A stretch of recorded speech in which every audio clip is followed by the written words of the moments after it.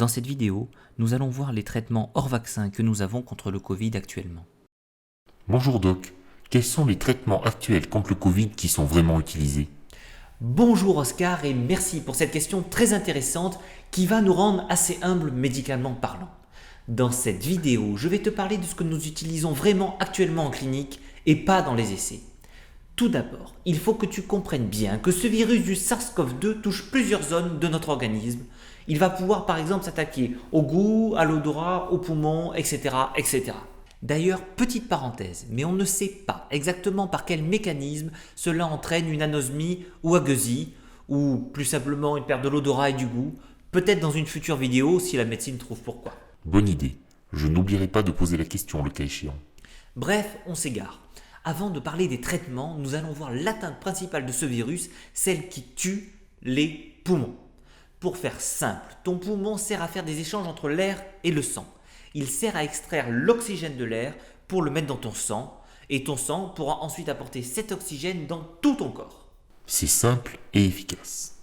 Effectivement, l'attaque du SARS-CoV-2 va abîmer ton poumon et faire que les échanges pulmonaires seront moins efficaces. Il va y avoir une inflammation pulmonaire qui est le signe d'une lutte intense entre un agresseur, le Covid, et ton organisme. Donc, deux solutions pour avoir plus d'oxygène, soit on répare le poumon, soit on augmente l'apport en oxygène. Comment répare-t-on un poumon? Avec des petites pilules?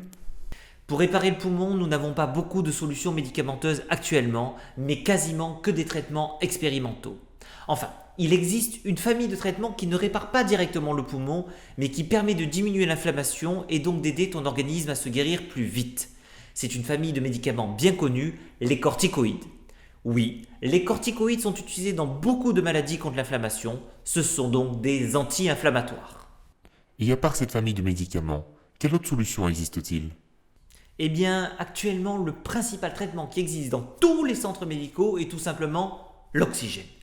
Oui, Oscar, même aujourd'hui en 2021, on ne sait pas traiter efficacement toutes les maladies, et encore moins le Covid, alors tout simplement, on pallie au problème. En gros, on ne répare pas le trou dans la coque du bateau, on ne fait que retirer l'eau dans la cale. Mais comment guérit-on de cette maladie alors? Eh bien, on se donne du temps. On donne du temps à ton organisme pour se défendre et se réparer tout seul. Oui, Oscar, ton organisme est le meilleur traitement qui soit contre beaucoup de maladies, alors prends-en soin. Concernant cet oxygène, on peut beaucoup le supplémenter car dans l'air que l'on respire, il n'y a que 21% d'oxygène. Seulement? Ah oui, ça me rappelle vaguement quelques notions dans un cours de physique-chimie au lycée. Oui, seulement. Le reste étant en majeure partie de l'azote. Donc tu imagines bien qu'on a de la marge. On peut augmenter progressivement l'oxygène jusqu'à aller à 100% d'oxygène respiré. Ah, mais trop bien alors, mettons tout le monde sous 100% d'oxygène. Malheureusement, mon cher Oscar, tu apprendras sur cette chaîne la vérité sans détour. Eh bien, en médecine, tout est à peser dans une balance entre bénéfices et risques. Aucun médicament n'est miraculeux et tous les médicaments peuvent avoir des effets indésirables. Si quelqu'un dit le contraire, c'est soit un charlatan, soit un fou. Même l'oxygène à 100% est un médicament et est mauvais à long terme sur un poumon en bonne santé, comme le tien ou le mien. Enfin, pour le tien, Oscar, ça reste à voir. Il adore me taquiner sur ma santé. Tout ça parce qu'un jour il m'a surpris en train de fumer. Mais j'ai arrêté depuis longtemps. Bref, je préfère ne pas relever la blague, laissons-le continuer. Pour les personnes avec un poumon malade, dont les échanges se font moins bien, cela est donc moins toxique et plus bénéfique. C'est ça, la balance bénéfice-risque. C'est vraiment à adapter au cas par cas, comme souvent en médecine. Il existe différentes méthodes pour augmenter progressivement la concentration en oxygène respiré.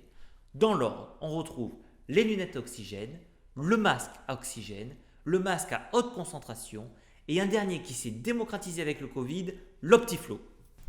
L'Optiflow permet de régler une concentration en oxygène jusqu'à 100% et de donner un débit d'air jusqu'à 60 litres par minute. Avec une machine comme ça, tu as l'impression de respirer par la fenêtre d'une voiture en marche. Avoir un débit aussi fort permet de garder l'unité de base des poumons, les alvéoles, ouverte et d'aider le poumon à fonctionner. Si tout cela ne marche pas, il va falloir remplacer le poumon et se diriger vers une intubation pour donner les meilleures chances de survie. Mais l'intubation entraîne bien d'autres problèmes. Et quels sont-ils? Là, j'ai un patient en salle d'attente, mais on parlera de tout ça dans une prochaine vidéo, Oscar. Merci à tous et à toutes d'avoir regardé la vidéo. Abonnez-vous, likez, partagez notre chaîne. Et je répondrai personnellement à tous ceux et celles qui mettront un petit commentaire. À la prochaine.